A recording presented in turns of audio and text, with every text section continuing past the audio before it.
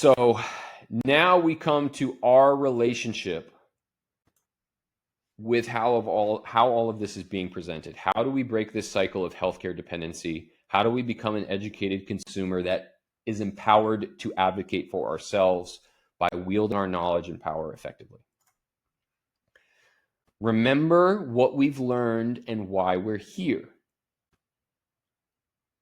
We can see what's going on under the surface. And we are learning and we are piecing together how that comes about. Stick with that. Yes, I know it's possible to go have that procedure done, have that beta cell, have that insulin, and you, in the immediate time frame after that, have nothing to worry about. But we need to break this industry-patient relationship that's going on right now. And we need to commit to the process of discovering our unique circumstances, our role in keeping our health, and not falling for the one-size-fits-all band-aids. We're over that. We're over that. And the best way to do that is to continue to collaborate in a community setting, whether it be global or local. I've said it from the beginning, the first few episodes of this podcast. Like, it's those with diabetes who cure diabetes. And I believe that with all my heart. Now, this may seem a little counter to my spirited narrative on what's actually going on in the healthcare industry right now, but we need to avoid like good guys and bad guys. We need to avoid vilifying those who aren't working for us. And it's solely to do with where we are in a headspace, right? What if we can know and understand the inner workings of our bodily system and learn from the diabetes technology in a sustainable way? Our priority is our own health, right? And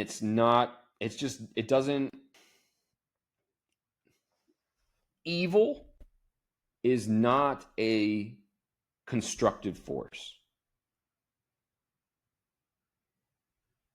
Seeing evil, acknowledging evil, giving your attention and awareness to evil is a destructive thing, even if you're not the one actively being evil.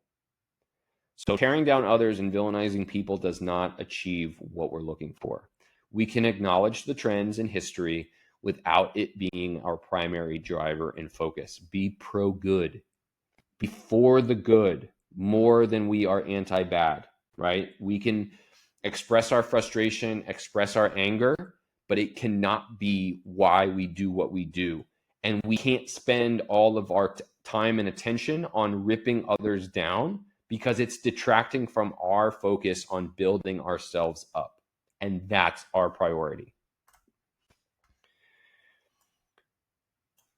And even if we did want to throw a bone out and reconciliate and actually have the community be all inclusive and not just us and not them, what if these implanted beta cells were paired with the nutritional support, the detox clearance, the emotional support, stress management, and improved community resources that did address the root causes that the beta cell failure was caused by, right? What if both work? Because I think if you do, I think anything's possible, right?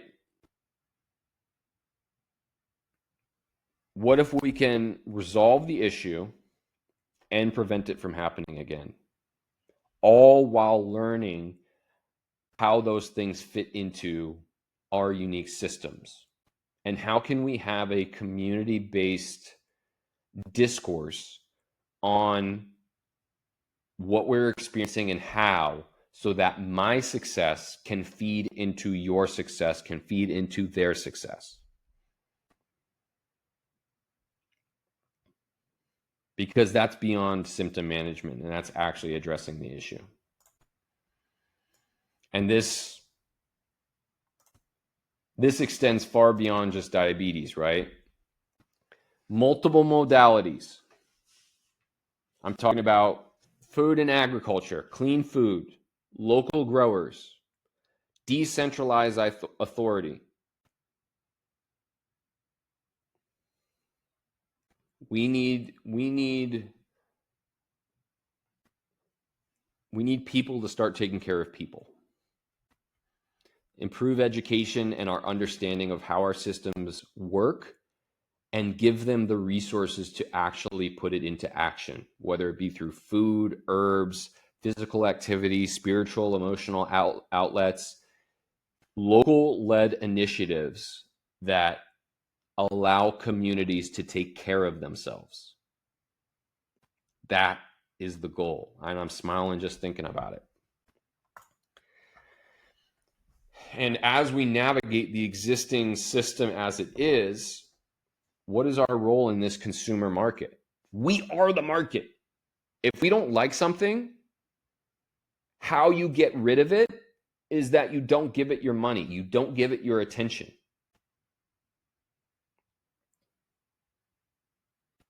And if you can't find what you're looking for, ask for it. Speak it into existence. Someone was thinking the same thing. You might realize that you have the power to actually start creating what it was you're looking for in the first place. That's how Diabetes for Diabetes Radio started. Nobody was talking about the alternative side of diabetes, so I started talking about it. And now we've got tons of different people talking about it. And there may have even been people before me who are now seeing more traction because it's like okay to talk about now. Because it comes down to us taking care of one another. Share your health experience. Cook your own food.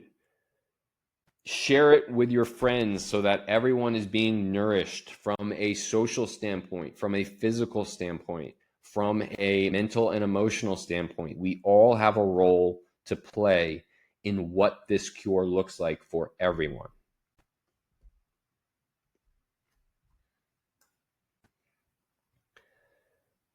So, I hope now we've got a little bit better idea of what is in a cure. Is this simply a wish granted? God, please give me the beta cells with insulin. Or is it more? Is it more than just that? I think it is. And we have to acknowledge how far we've come and give ourselves the credit we deserve in using our experiences, being courageous to try new things, to experiment, to share, and to grow. Because that's ultimately the power that we have to discern quick fixes from root causes. Taking other people's wins and using them for my benefit in the context of my body and my needs. And likewise, sharing what I've learned so that others can take what I've learned and apply it to their unique situation as well. We need to get all the puzzle pieces out on the table. And with the recent technological advances, we have to be honest about what these things are. We need to ask questions. And if we don't get the answer to the questions that we ask, we don't move forward. Is what we're being given enough? And if it's not enough. And you have to have the courage to say no.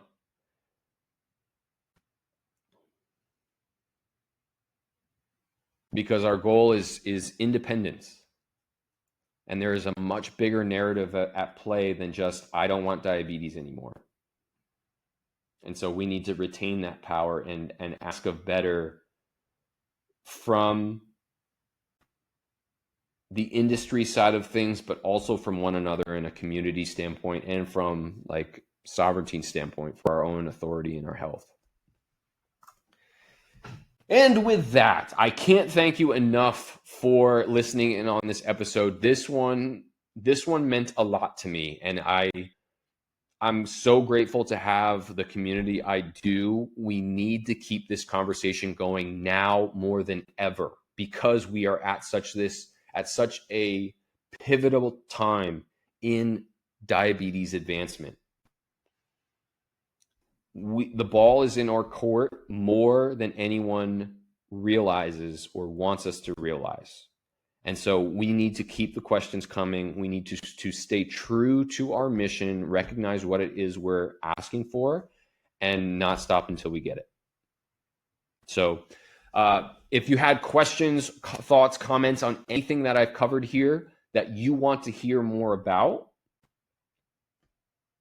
please leave a comment, share with a friend. Let's keep this conversation alive on a macro scale. Subscribe to my channel if you haven't already. Share it with a friend. I'm on TikTok as well at Bowie_Madison. All of the links will be in the description for the supplements I use, for the products and services I use to help me in my healing journey. Again, this is episode 50 of Diabetics for Diabetics Radio. I cannot thank you enough for being here. My name is Bowie Madison. I love you, and I'll see you in episode 51.